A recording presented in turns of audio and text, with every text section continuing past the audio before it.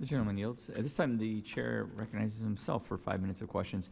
Chair Supernaw, you said something that really caught my ear, which is self-governance is economic development. I think that's a profound insight, and that's something that I think all of us on this dais can agree with. You mentioned that the Quapaw Nation has experience with self-governance over 21 separate BIA functions, so I think it's fair to say you understand where the friction points are here.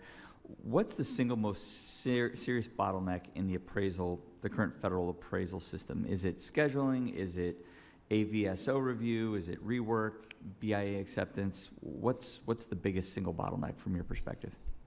It's really the labor.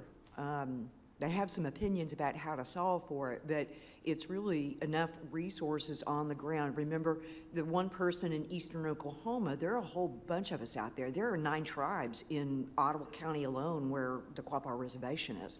So there are a number of Indian nations, tribal nations that are competing for the same precious resource, all of whom have their own economic development goals to achieve simultaneously.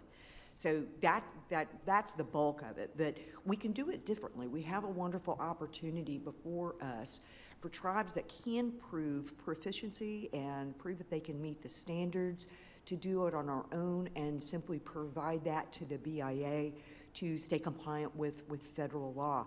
And I'm not necessarily saying that every tribe is in an equal position to do so, but for the ones who are, that's a wonderful opportunity to move forward and do things a little bit differently that reduces the burden on everybody's part.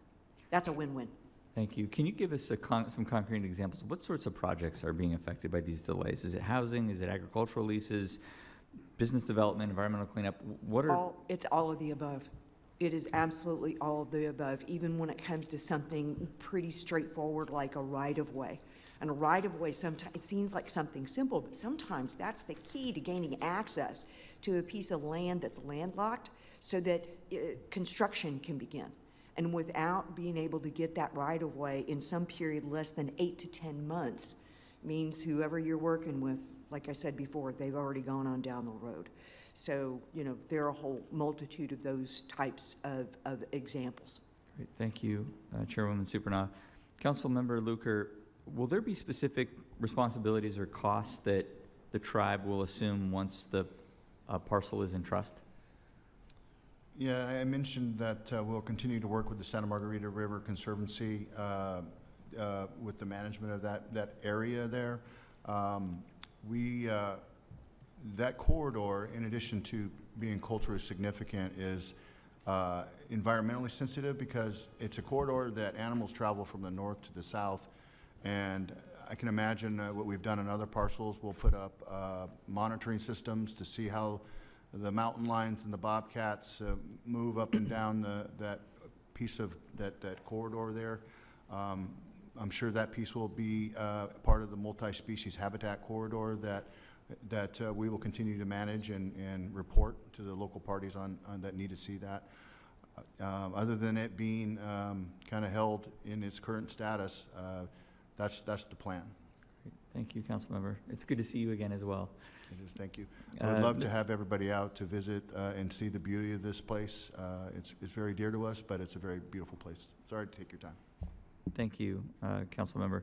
Mr. Redenberg, in your testimony, and maybe if you could sum it up for us, I think a lot of us have been hitting on this same point or the same question. You mentioned several recommendations that the Indian Forest Management Assessment Team report made to improve ITARA. Could you explain to us or just elaborate briefly in summary form how HR 5515 aligns with those recommendations? Yes, and thank you, Chairman. The IFMAT 4 report recommended improved flexibility, increased tribal authority, and addressing federal bottlenecks. HR 5515 does exactly that. IFMAT 4 identified ITARA as a proven model that it was working and recommended making it a permanent authority. Great. Thank you. Thank you to all of our witnesses for your valuable testimony, and thank you to my colleagues also for your questions. The members of this committee may have some additional questions for the witnesses, and we would ask that you please respond to those in writing.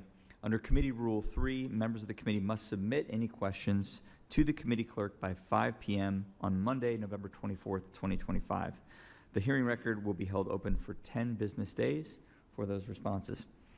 If there is no further business, without objection, the committee stands adjourned. Thank you all.